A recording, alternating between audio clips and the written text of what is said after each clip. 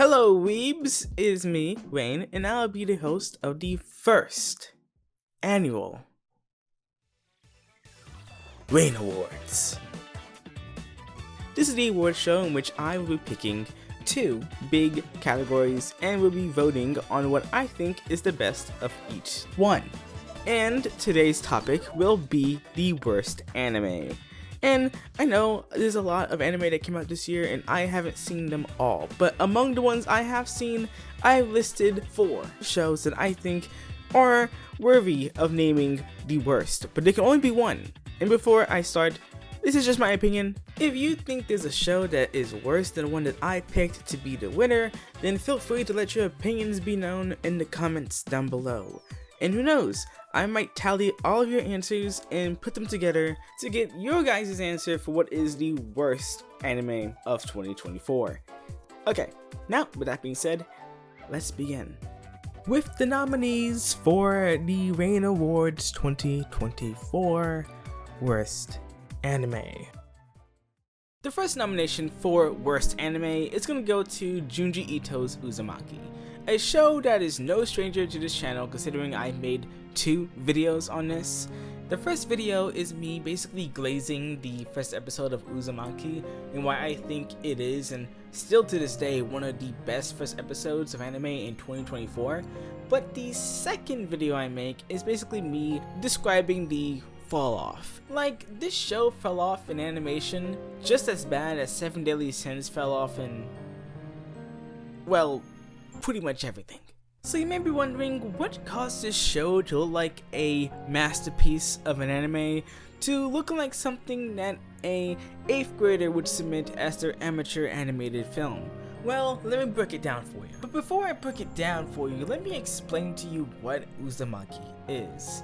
The anime, which is an adaptation of the manga of the same name created by the legend himself, Junji Ito, is a story of a girl who lives in a town that is cursed with spirals.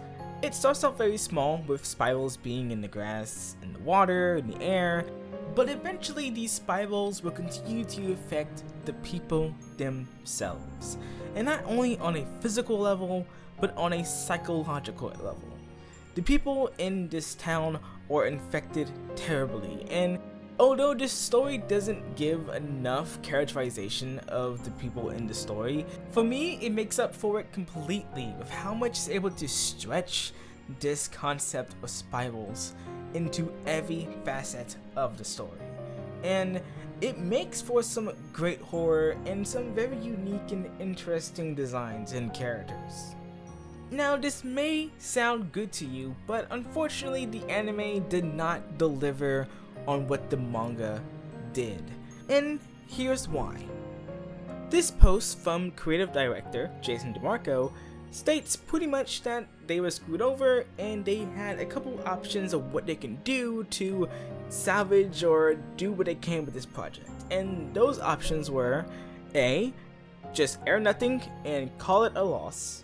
B, just air episode 1, the only good episode. Or C, air everything and just see what happens. And they chose C. And C makes a lot of sense. Fans have been waiting for this show to come out for 5 whole years. I'm talking about back in 2019. And after being pushed back again and again and again, we finally got it. Unfortunately, it's just hot garbage, which sucks. At least they can show the work that they've been working on, even though it's not good. But I'm not gonna blame the animators for this. And honestly, we've been burnt before as Junji Ito fans. If you know, you know. Hopefully one day there's another go around at this anime and we get to actually get this iconic masterpiece of a manga adapted into what it should have been. But until then, if you want to learn more about Junji Ito's works, I highly recommend you read his manga. If you don't, then there are great YouTubers out there that talks about his work, and there are great videos out there that talk about Uzumaki in general. I know there's a good Wendigoon video on it. I highly recommend you watch Wendigoon's video on the topic. This, for me personally, is one of the biggest disappointments of 2024 as a manga, anime, and horror fan. So that's why, for me, Uzumaki is one of the worst anime of 2024. Ninja Kamui.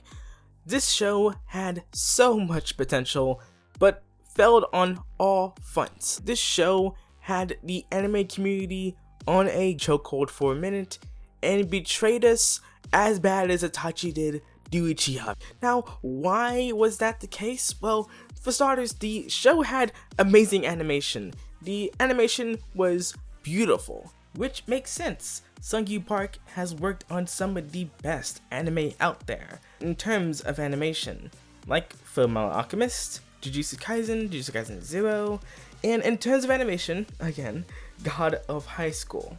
In this amazing animation style, alongside the amazing ninja on army fights, will proceed for about a good solid 5 or so episodes. Out of 13. Yeah, for some reason I don't know why, I'm going to assume that the animation team went all in. They locked in on the first 3 episodes, but they kind of fell off a bit and they needed the support of a CGI team. At least that's what I'm assuming here. And ooh boy, that's not that good. Look, there is a place for CG in anime. It can be done well. Land of Lustrous and Beastars are the first to come to mind when I think of good CG in anime. Unfortunately, this show just did not have that level of animation, which is a shame, but it's more common than you think. Even though the 2D animation does eventually come back, it isn't as polished and as great as it was in episode 1 to 3. Which goes to show just how much the team may have worked a little too hard, and maybe how understaffed the team may have also been. Again, I don't know. Obviously they wouldn't just end the show off with bad or mid animation. Something had to have happened to cause this to not be as great as it was at the beginning.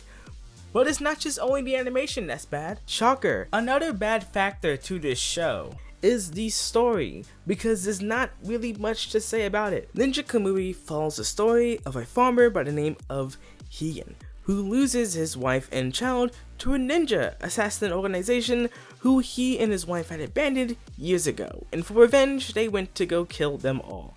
But psych, Higan is actually alive and he's out for revenge. So yeah, this is a very generic revenge story. It's been done better 1,000 times. You want to see a better revenge plot, I recommend you just watch Vinland Saga, because this show is not it. It's a extremely predictable show. The only unpredictable part was the introduction to the mecha stuff, which even then was not cool at all, so it was a bad inclusion to the story.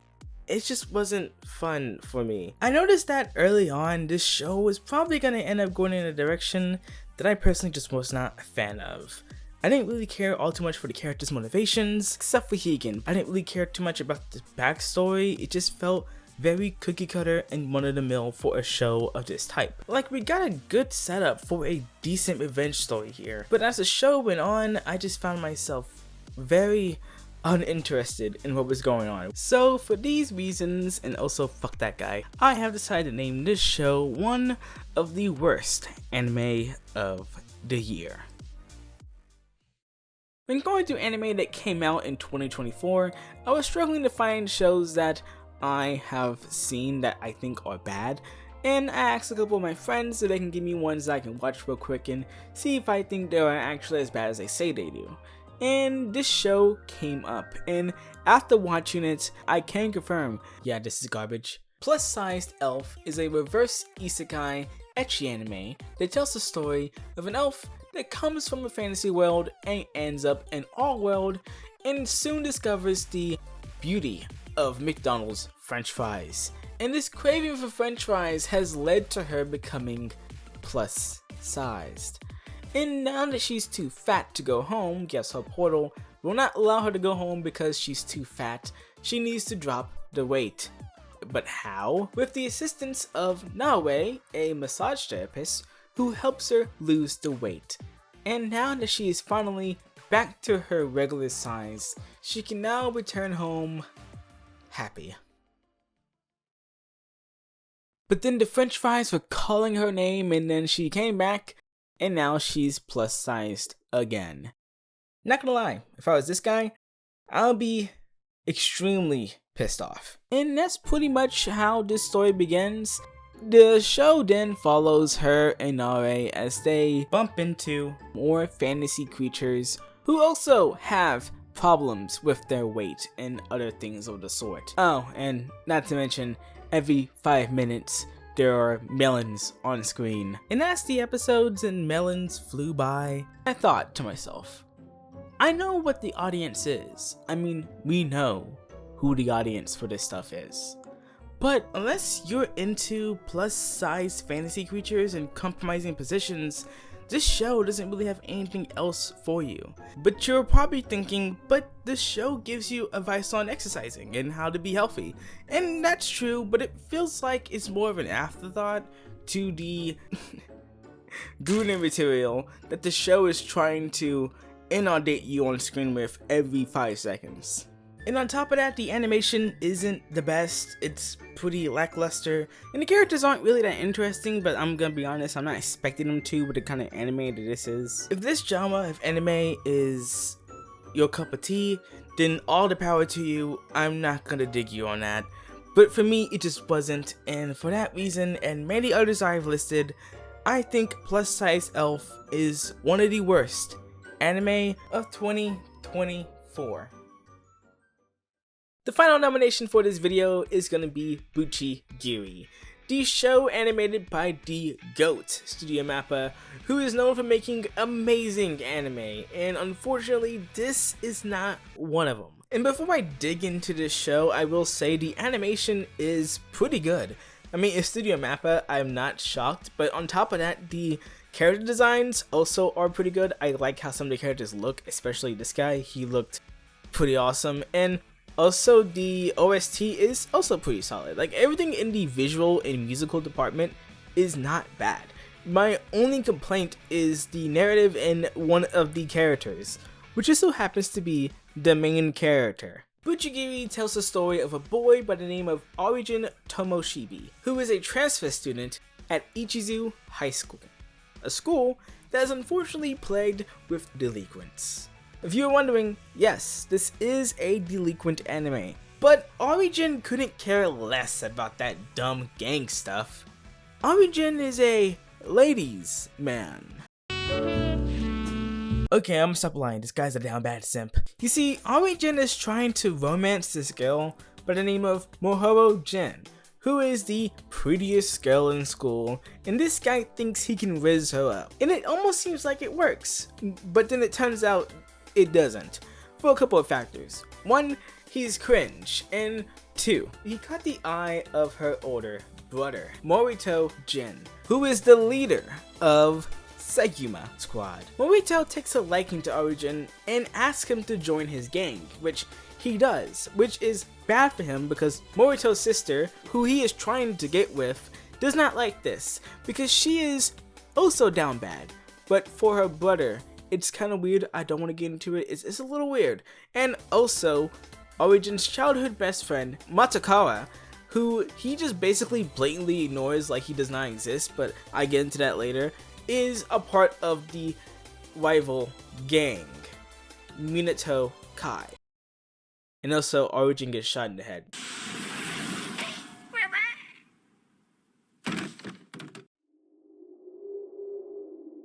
Which awakens a genie by the name of Senya, who is a hunky person.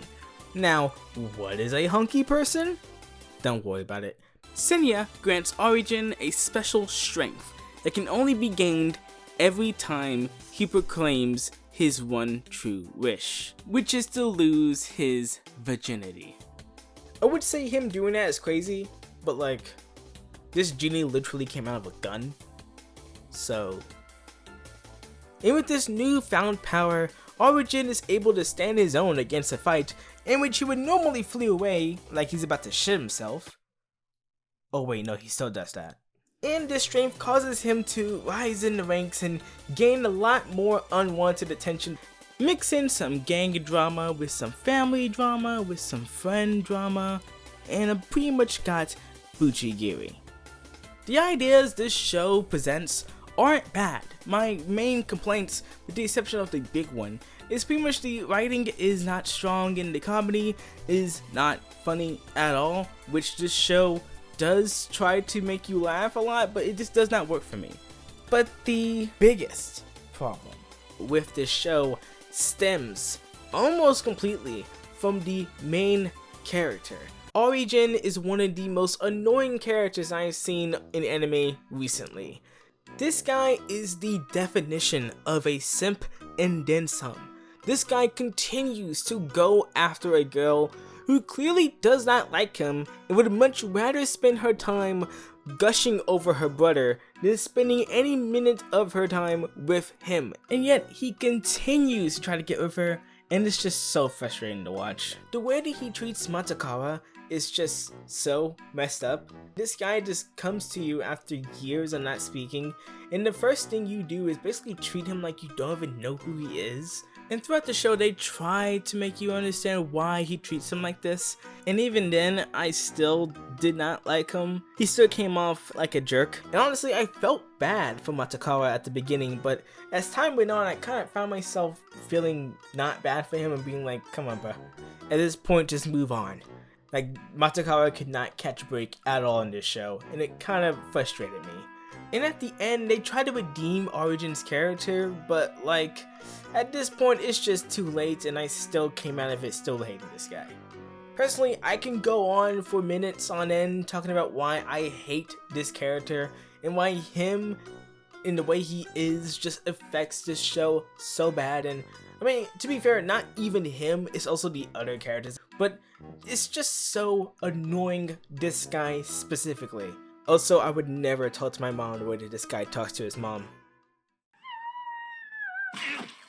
Would you shut up? This show had potential to be something pretty good, but unfortunately the only thing that this show did correct is in its visuals. The animation in the fight scenes and just in general looked great. It looked amazing, and I'm expecting no less from Studio Mappa. The OST was also very good. I enjoyed it as well.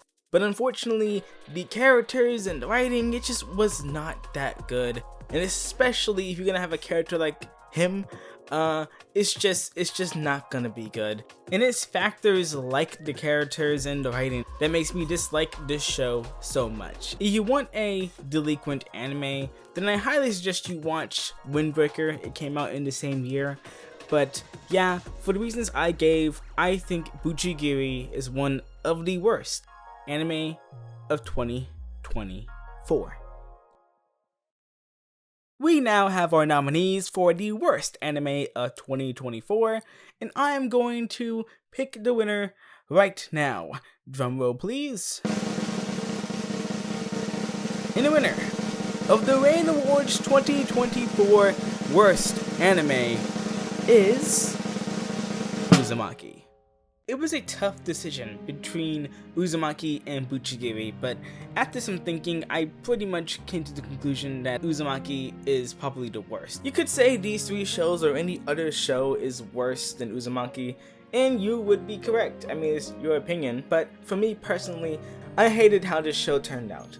To me, Uzumaki is one of the most iconic manga of all time. I've been waiting for this show to release for so long, and the way that we got the show delivered to us was such a big disappointment. It's pretty much my Berserk 2016. I know, Berserk 2016 is worse. I agree, Berserk 2016 is objectively worse. But this is just, for me, in terms of how I feel about it, it's just on that level, in terms of disappointment. And for that reason, and the reasons I gave earlier in this video, I have gave Uzumaki the title of the worst anime of 2024. So yeah, that concludes this part of the Rain Awards. The rest of the awards will be handed out via shorts, so stay tuned for that. And also, make sure to vote in the comments, because I'll be doing a special video where I'll be handing out the awards for what you guys vote to be the best and the worst of anime in 2024. Until then, I've been Wayne, and I'll see you guys in the next video. Bye!